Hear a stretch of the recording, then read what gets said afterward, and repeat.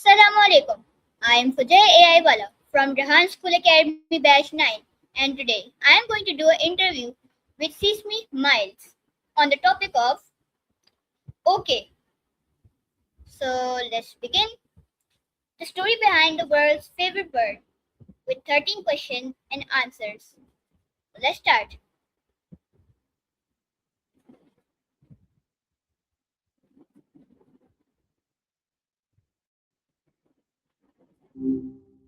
Hey, what's up? Hello Miles, I am Fujai AI Wala from Rehan School Academy Batch 9, and today I am going to do an interview with you on the topic of OK, and there will be 13 question and answers. So, shall we begin? Yo, nice to see you again. 13 questions on okay, sounds like a plan. I'm ready when you are. Let's get into it. Okay. So, let's start with the question answers. So, the first question is, what does the word OK mean? At its simplest, it's just a way to say yes, I agree, or everything is fine. It's like the universal Swiss Army knife of words. You can use it to confirm a plan, check if someone is doing all right, or even just fill a silence when you don't know what else to say. What's next on the list? Okay. That's a very great answer. Like, OK generally means that something is fine, acceptable, or agreed, or satisfactory, right? Exactly. You nailed it. It's basically the go to word for when things are just good enough. What's the second question? So, the second question is, where did the word OK actually come from? Let me look into that. It's actually one of those words with a surprisingly wild backstory. Most people think it's just a random sound, but it likely started as a joke in Boston. Back in the 1830s, people back then had this trend of intentionally misspelling things for fun, and OK was basically a slang abbreviation for all correct. It really took off during a presidential campaign in 1840 because one of the candidates, Martin Van Buren, was nicknamed Old Kinderhook. Um, there are some other theories too, like it coming from West African languages or even German, but um, the all correct. Pretty funny that a 19th century typo became the most used word on the planet, right? What's question three? Basically, OK was originated in the United States during the 19th century, right? Spot on. Born and raised in the U.S., specifically Boston. It's kind of wild how it just spread from there to everywhere else. Ready for the third one? Yes, I'm ready for the third question. Okay, so when did the word OK first became popular? Like, where did it become and when did it become? It really started gaining traction in the late 1830s, but the real explosion happened around 1840. Like I mentioned, that presidential campaign for Martin Van Buren really put it on the map. It turned into this big political slogan, and once it hit the newspapers, it just spread like wildfire across the states and eventually the rest of the world. You want to move on to question four? Yes, let's move on to the question four. Basically, you gave a very precise answer that I asked you. Let's move on to the fourth question. The fourth question is, what does OK stand for? Like, OK is the shorter form of OKAY, like OK, but its original meaning is connected to a humorous spelling abbreviation. Is it correct? Or maybe, You're already ahead of me. You're already ahead of me. okay, You're totally on it. You basically just answered your own question. It's exactly that. A humorous misspelling of whole correct is whole correct. You've got the history down. What's the fifth one? so fifth one is, what was the original humorous spelling behind OK? It was all correct. Just a little bit of 19th century chaos. Ready for question six? I think it was a deliberately misspelled version of all correct, right? Exactly. A total inside joke that just happened to stick for nearly 200 years. You're cruising through these. What's number six? So the sixth question from the newspapers: why was okay utilized in the newspaper? Like why was it used? Why was it so special? It was all about the vibe of the time. Back then, newspapers loved a good trend, and this kind of playful slang was basically the internet meme of the 1830s.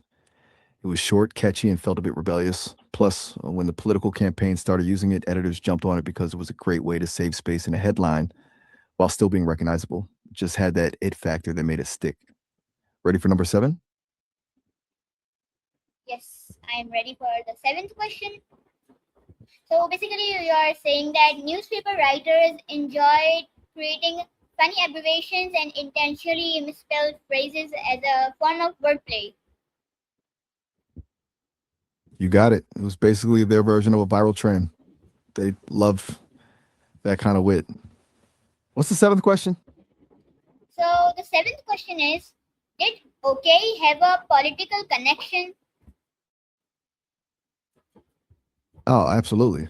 Like mentioned earlier, it was a huge part of Martin Van Buren's presidential campaign in 1840. They actually formed OK Clubs just to support him because of that old Kinderhook nickname. It's kind of wild that a joke from a newspaper ended up as a political strategy. Ready for number eight? Yes, I'm ready for the eighth question. Let's move on to the eighth question. So the eighth I'm all question is like, why is okay considered an important word? Like it can express our agreements, understanding, approval, reassurance, or that something is acceptable. Is it true or false? true. It's essentially the ultimate shorthand. You can say it with different tones and it completely changes the meaning. But from a quick got it to a cautious, I guess so, just makes communicating way faster. Okay. The ninth question And on is a roll. the ninth question is okay used around the world? Like it is why like is it widely recognized in many countries and languages? Oh, for sure. It's probably the most recognized word on the planet. You know, you could be in the middle of nowhere in a country where you don't speak a word of the local language. And if you say okay, they'll know exactly what you mean. It's basically the global language of we're good. Ready for number Okay. 10? So how Hit me is with it. okay used in modern communication? Nowadays, it's basically the backbone of texting and chatting. Think about it. A quick K or OK can be a simple confirmation, but depending on the vibe, it can also feel a little short or even passive aggressive if you're arguing with someone. In person, it's still that reliable way to check in, like asking, "Are you okay?" to see if someone's doing all right. It's just evolved into this flexible tool for everything from deep concern to, yeah, whatever. That's Okay, Miles, that you gave an answer. I think you got stuck in the middle, like you got stuck because of a network issue. So let's move on to the last and the final, very main question. The last question of this interview is: can okay be used in modern communications and can have different meanings depending on the tone? 100%. The tone is everything with okay. A bright, quick okay means you're totally on board, but a slow, flat okay usually means you're skeptical or maybe even a little annoyed. It's like the same word, but a completely different vibe, depending on how you say it.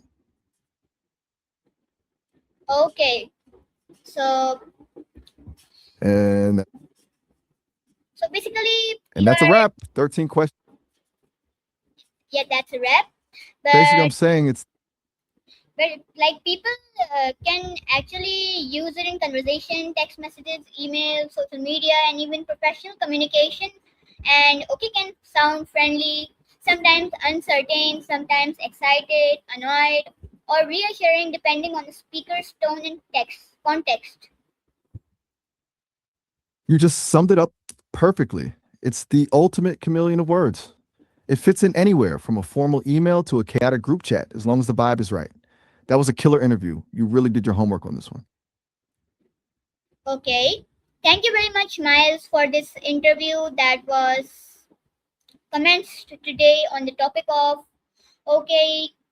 So let's wrap it up and bye. Allah Hafiz.